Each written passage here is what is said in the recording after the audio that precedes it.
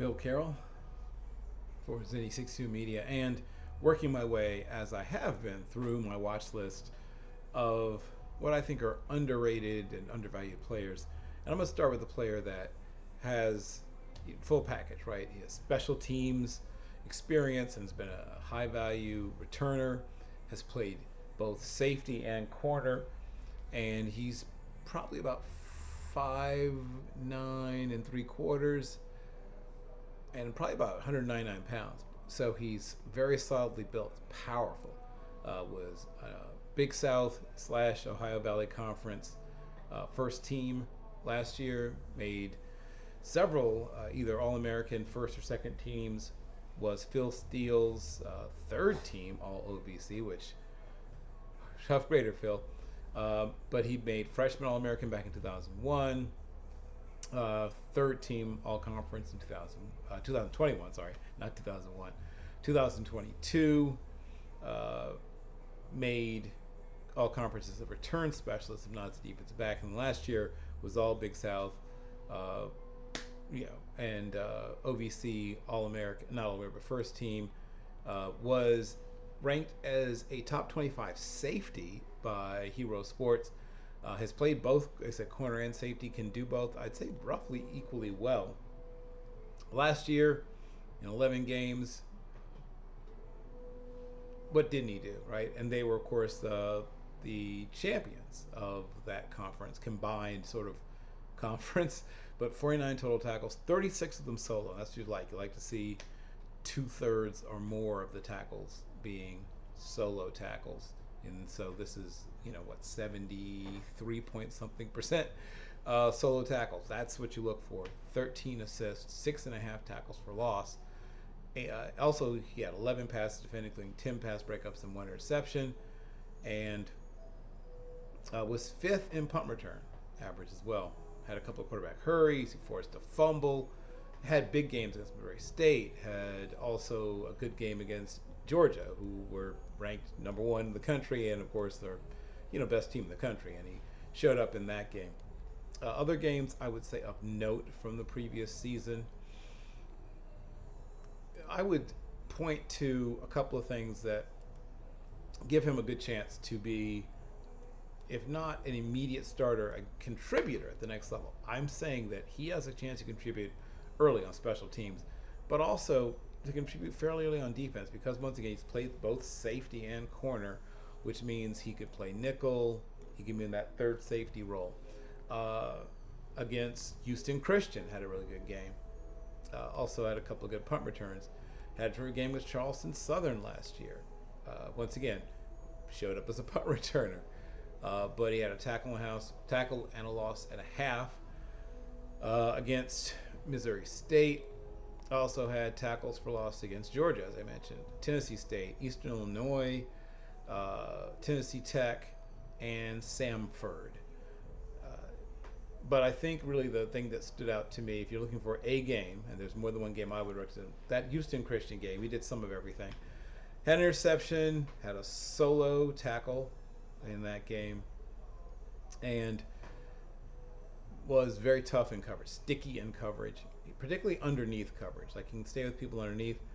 And other things that I think are worth mentioning, as I mentioned, good punt returner, not great, but good punt returner. 5.7 per return, 171 total return yards in those games he played last year. Also as a kick returner, which I like him slightly better, 26, well, slightly, more than slightly, 26.6. Didn't do it as often. Why? I'm not sure. But his best year as a kick returner was back in 2022. He played in 10 games, and in those games had 266 yards. 53 was his longest return, and didn't get a touchdown, but put them in great position in that particular game where he had that 53-yard return. Things I like about him. Good tackler, tough, strong.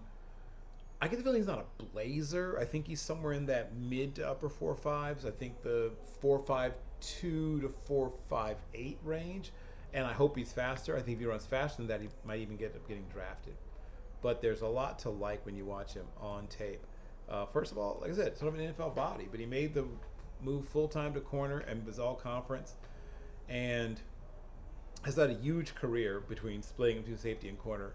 Total of 163 total tackles, 15 tackles for loss, 2.5 sacks, 6 interceptions, and 31 pass breakups. 1 year to go. And then jumping over other players that I really think are worthy of mentioning, I'm going to start with formerly of Bloomsburg, now of IUPI, right? Illinois University, Pennsylvania, Kaleb Monaco. Once again, does he sound like he should be a villain in an Austin Powers film? Possibly. But terrific ball player. Another guy solidly built, about 5'9" and a half, 196 pounds, and everything you're looking for, right? Productive, tough, durable, can catch the ball a little bit. Prior to the transfer, was a dominant player. Had 31 total games at Bloomsburg, and only missed 1 game in his entire career. 3 times all PSAC, which I think is one of the better top to bottom conferences in all of Division II. Receiving, returns, rushing, right? Had 187 yards in, 187 carries last year for 950 yards and also 6 touchdowns, but also contributed in every other way. He is number 13th in the history of Bloomsburg. They've been playing football there for 100 plus years. 2,172 career yards in 3 seasons. And like I said, just contributes in every way a player can contribute. Last year, in addition to all that rushing yards, he had 144 yards in receiving, 560 yards in kickoff returns, right? So last year was number 5 in Division II with 150.73 all-purpose yards per game. This is a player that, once again, if he tests well, frankly, I might consider drafting him, but there should be a bit of a fight for him as an undrafted free agent.